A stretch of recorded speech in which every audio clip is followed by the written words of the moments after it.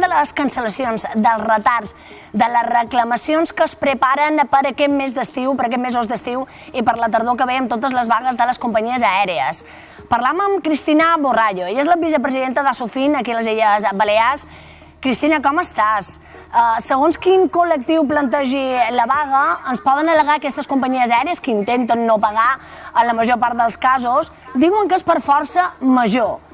Això passa? Està passant de veres? Estan al·legant aquesta força major quan no és? Hola, molt bona tarda. Sí, efectivament, les companyies aèries, en caràcter general, les reclamacions que formulen els passatgers al·leguen aquestes circumstàncies extraordinàries que preveu el reglament 261/2004, que és el reglament europeu, i al·leguen aquestes causes de força major, diguéssim, per evitar haver de compensar amb les compensacions i indemnitzacions que preveu el reglament. La qüestió és que aquestes circumstàncies que ells al·leguen, doncs, en caràcter general, no encaixen, no tenen l'encaix legal i, per tant, no són circumstàncies extraordinàries i sí que han de compensar. Darrerament ho estem visquent amb les darreres vagues que estan tenint les companyies aèries, recentment la de Ryanair, EasyJet, diferents companyies.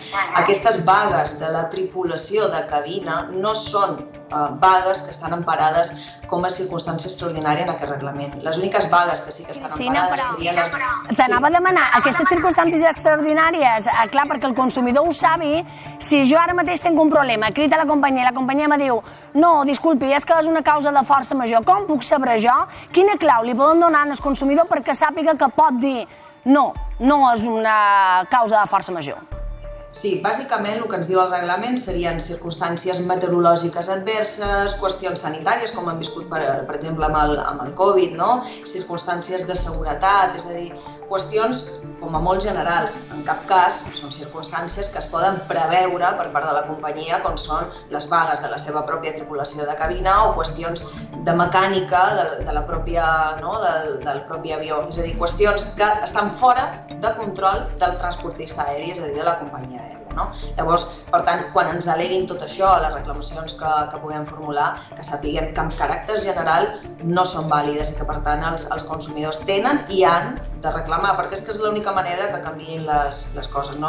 Tenim un reglament europeu, com han comentat a la taula de plató, tenim un reglament europeu que és de l'any 2004, és antic, no està del tot ben regulat, ha estat la jurisprudència d'Europa, que ha anat analitzant i matitzant totes aquestes qüestions i que, bàsicament, té el passatger desemparat fins a les 3 hores de retras, i això, òbviament, com heu comentat, no pot ser. I l'única manera de canviar les coses està clar que és reclamant. A més, en els casos, Cristina, que no se pot reclamar una quantitat econòmica, també hi ha aquestes compensacions no econòmiques, allò que s'anomena el dret d'atenció que té el client. A quins aspectes ens referim? Clar, quan estem parlant, això que, per exemple, el company de la taula ha comentat, que el van deixar, crec que ha comentat, 2 hores de dins l'avió esperant amb un retard, això en cap cas és legal, és a dir, això no se pot fer. Les companyies aèries tenen les obligacions i, per tant, els consumidors tenen els drets d'atenció i d'informació, bàsicament. És a dir, que ens informin de l'estat, del perquè, del motiu d'aquest retras, en primer lloc, i després l'atenció a donar menjar, donar beguda, això ho han de fer.